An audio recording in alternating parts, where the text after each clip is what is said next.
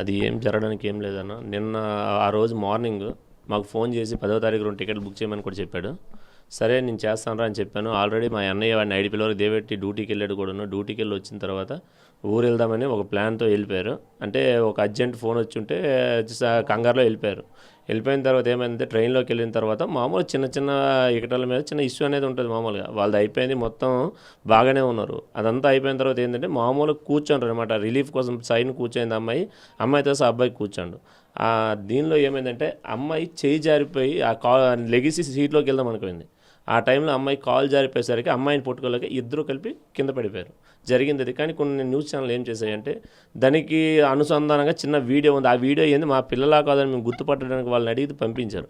దాన్ని లేట్ చేసి ట్రోల్ చేసి ఏదో నెగిటివ్గా రాస్తారు. అది ఎంతవరకు సాధ్యం వాళ్ళకే తెలియాలి. ఎందుకంటే 2 కుటుంబాలు 2 బంధాల మధ్య ఇది. వాళ్ళు బావమరుదులు, వాళ్ళు 2 నెలలే అయింది పెళ్లి చేసుకొని.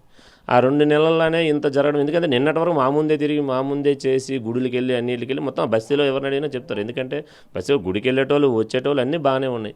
కొన్ని విషయాలు తెలిసాయని దాన్ని నెగిటివ్గా ట్రోల్ చేయడం అది ఎంతవరకు నిజం మరి ఆ టీవీ ఛానల్కే తెలియాలి.